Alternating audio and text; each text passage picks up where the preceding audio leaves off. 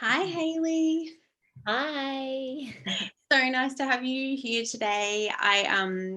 I really wanted to catch up with you because I think you've got an incredible story to share with others who either might be thinking of following the Reiki path or just simply wanting some inspiration and motivation on just how good it is to do the work and really how life-changing it is when you really commit to showing up despite your fears. Because that's something that's been a massive part of your journey, and I really wanted to share that with others as well. So I'm going to start by handing over to you and just getting you to talk a little bit about who you are and what you do. Sure. Well, I'm Hayley. I'm a counsellor, child counsellor. I'm a grief and bereavement. I guess that's something I specialise in. I'm also a sound play therapist, and I'm a Reiki master and a Reiki teacher. I have a business called Grounded Therapies. My mum and I went in, I guess, partnership and decided to create something that incorporated the mind, body, and soul. So we have my therapist, which is my mum, and another my therapist, myself, as the Reiki practitioner and also the counselor there. So we kind of wanted to incorporate, I guess, the mind, body, and soul, because we feel that it's not just one modality; it's the whole three to kind of make us feel grounded and, I guess, be our best. Yeah, and I think I completed or finished my Reiki masters with you. I think I finished February this year. Yeah, and I think it took me close to 12 months to finish. So yeah, that's me. Yeah, it was a long journey, but isn't it amazing how looking back now and you just know that it was exactly as it needed to be, like in terms of the timing. Um, Yeah. and obviously the Reiki Mastership is something that can be done at, someone's own pace as well. But and we certainly honored that with you as well. Like there was times where you ramped it up and then times where you kind of took some breaks and things like that, because which really was a reflection of what was going on during the Mm. mastership and the intensity as well. I would say too in terms of your transformation. Let's just do a little recap of when you actually started on your Reiki journey. So let's cast our, back to when did you do your level one? And I know it wasn't with me, it was another teacher, but when did that start and what was going on for you at that time? Like what drew Um, you to Reiki? okay. So I think it was my level one was, yeah, obviously it was someone else. Maybe 2017, I think. And at that time, it was really interesting because I was only thinking about this the other day, what kind of, I guess, prompted me to go down that track. And sorry, that's my dog in the background. So at the time, there was nothing, I guess, that I was aware of that I sort of needed work or, work on myself. It was just, I've always, I guess, been intuitive and had this curiosity around Reiki and just that spiritual world. Um, and I think my first experience, I guess, was around when I was 16. We lived in Queensland and lived on a farm in this house, and I still remember to this day that my family was outside, and I saw this thing running down our hallway laughing, and I was like, "Oh my god!" I remember I got out a knife because I was like, "Who's here? What are you doing?" And I was like looking around with this knife. And then I just bolted outside to where my family was. And I was like, what was that? Didn't talk to my parents about it, just thought I was going a bit crazy. And then reflecting on that, now, I think I was quite intuitive when I was younger, but I guess I turned it off or switched it off. Um, and then, yeah, up until probably like 18 or 19, my auntie, which is my mum's sister, she is quite spiritual. And I remember having my first ever, I don't even know if it was Reiki, but like a healing session with her, and was blown away. Things that I had never told anyone. She was like saying all this stuff. So I was like, okay. And kind of then opened me up to that world.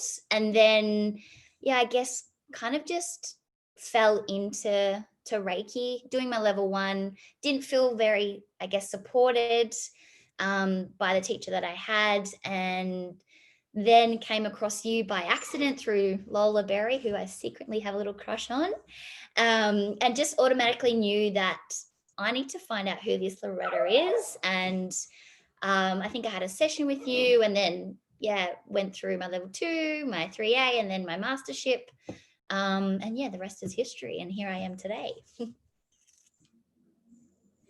Thanks for sharing that. I love how sometimes the universe just plants seeds throughout our life, and then we kind of come back to it at a certain point, when it actually feels right. And a lot of students say that they feel that pull of Reiki, like they don't know why they had to do it at that particular time or start studying, but they felt this pull. And that was certainly the thing that I felt when I started, and throughout every one of my levels. And I would say that's been, obviously that was the same for you when you did your level 1. And I remember you saying that you didn't even know if you wanted to continue because your experience at the start wasn't that great. And then I kind of talked to you about it, and you thought, okay, I'll give it another go. I'll do one more course. I'll do level 2, and at least I've got, my practitioner, and I'll just see where it goes. But do you feel like as soon as you did level 2, you thought, oh, I'm going through the mastership, or did that kind of take time to evolve as well? No, it definitely was like the switch had been turned on. And I just was like, no, I need to go all the way through. It was like, after completing the level 2, it was just automatic. I think I just knew that, okay, I need to take this further. And I did. That's awesome. I'm so glad I did. Yeah, so good to actually just honor that, and like you said, you've always been intuitive, but just really honoring that as well, your inner guidance. So now let's talk about some of the things that popped up during your Reiki training, especially, I guess, level 2 and 3A. I feel like things start to pop up, and our awareness starts to certainly heighten, and we are up leveling through that time, and it's sort of preparing us for the transformations we're going to experience during the mastership. Let's talk a little bit about, I guess, where you were at the beginning of the mastership and how you felt like the mastership really helped you, and what unfolded during that time. I think my mastership at the beginning, I still felt really, I guess, closed off from myself. I was open, but I wasn't. And all these things kind of kept popping up in, my work life, in my personal life, with my family, these fears, these self-limiting beliefs, all that kind of stuff. And I remember starting the Mastership, and I was like, whoa, holy shit, excuse my French, but I was kind of, it was almost like all these pieces of the puzzle were kind of bang right in front of me, and I was slowly starting to put them together, which was a really, really, 1, scary, but 2, also amazing experience. And I feel, well, for me, it was transformative. It's changed my life, and to honor myself and to love myself. It's seriously, it was just a really amazing experience. I kind of wish I could do it again, because I don't know if I would get the same stuff. I could, but I really did love it in the end. I didn't want it to finish. Yeah, That's a common theme. Absolutely. It's a really common theme. So I guess what you're talking about is really that unraveling, isn't it? Because we have an idea about who we are and what our beliefs are and what our limitations and things that are really stopping us or have gotten in our way. Um, but I honestly can say from working so closely with you over that period that when you showed up to begin your mastership, you had quite a different idea about what your blocks were. Yeah.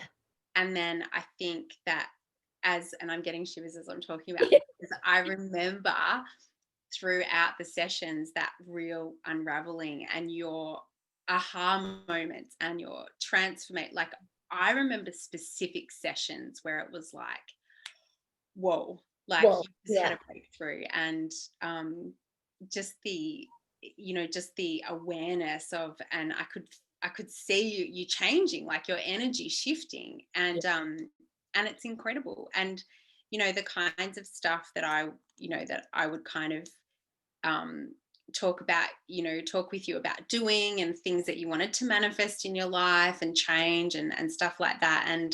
Yeah. And it's amazing that um you're a real example, a living example of how it's not enough just to manifest more. You know what I mean? You can't just want something more, Yeah. or try to wish for it harder. You've really got to work through those beliefs that are holding you back from actually accessing whatever it is that you're wanting. That I can really I really saw that in you, because from after all the work that we did, I saw you journey through facing some of your biggest fears. And then Yes. I'd love you to talk about where you're at now and what one of the biggest parts of that journey was as well. Do you want to talk a little bit about some of those fears that you faced, and now where life has taken you?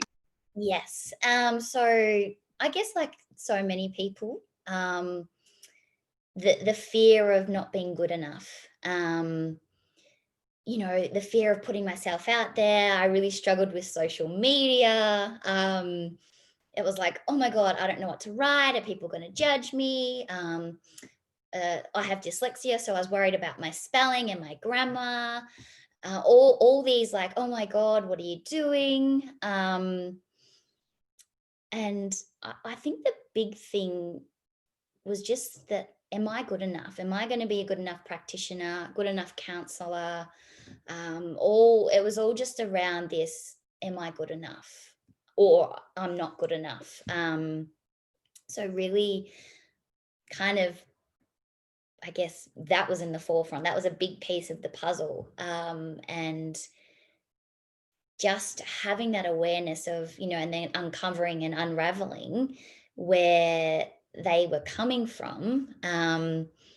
Like you said, it was just like these aha moments, like, oh, right. So that's where that's from. Okay. So, then we would work through it. But yeah, it was so much fear, I think, so much fear. And today, obviously those fears are still there, but I find that I'm not sitting in them for too long. With my tools, using Reiki, my own coping strategies, I'm able to kind of, yes, still sit with them, but they're not in the driver's seat. They're not taking over. I can go, okay, that's what that is. That's where that's coming from. All right, what do I need to do to kind of shift it or move it? And yeah, that's, I guess, where I am today. It's amazing. It's so amazing. And you let go of something that was sucking up so much energy from your day-to-day life, didn't you? Yes, absolutely. It was, yeah, and it's interesting you say that, because it's like, yeah, it was consuming my world. It was stopping me for putting myself out there to, you know, having clients, whether that be counseling or Reiki. It really, yeah, I can't remember what the quote is, but I remember seeing it ages ago, and it's kind of been filtered around Instagram and, Facebook, about being stuck in the fear. Um, I can't remember now, but something about being stuck in the fear. You can stay in that and not move forward, or you can kind of, I guess, jump over here and just do it. Fear the fear and do it anyway. Yes, because I think fear is, we all have it, but it's about just taking that leap of faith, trusting in yourself and doing it anyway. Because I can guarantee you that it will be the best thing that you ever do, is just to step out a little bit. Ah, love it so much, and there's so much truth in that. And I mean, since your mastership has finished, we one of the things that I know you wanted to do was let go of your day job. So you were working a job that wasn't really serving you, and it was so amazing how every week you would come in and talk about the draining job and that kind of stuff. But we could also always find reasons why you are still stuck in that job, right? Yeah. And it's amazing how that happens, how much we really attract just where our vibration is at. Like, we can look at our life and go and think about, oh, why am I where I am at? Why am I in an unhappy space? Or why Mm. aren't things working out for me? And then we only need to look within to really discover what those answers are, to Yeah. look at our fears, to look at our limiting beliefs. And what are we giving that power to? Well, the power is actually I'm giving it to the fear, and I'm giving it to the limiting belief. And that's why I'm manifesting this Yes. shitty job, or this shitty relationship, or whatever else it might be. So Yeah.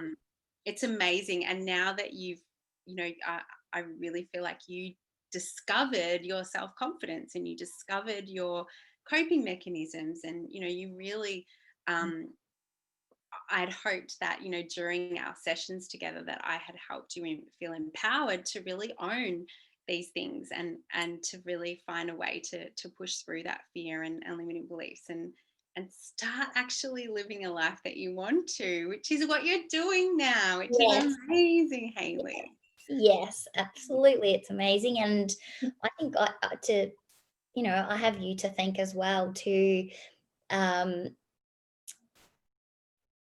thank, because, and I was thinking about it earlier this morning, that, the support and guidance that you have, I guess, given me, not just me, I see it with all your other beautiful, I guess, your community that you've created, just the support and the, I guess, the belief in myself and also others has, it's like you've got my back. And that for me is, because I have, I guess, another limiting belief is that I haven't felt supported, but with you, and going through this journey, I've just felt so supported.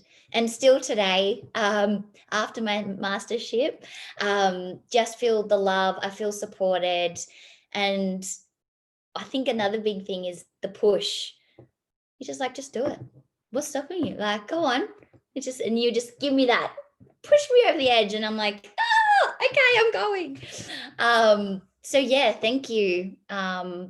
Yeah, from the bottom of my heart, like, it's been a really incredible journey, and I'm so glad that I came across you, I guess, through Lola, and made that step, and went through this journey, and I'm so happy that I had you as my teacher and my guide, I guess.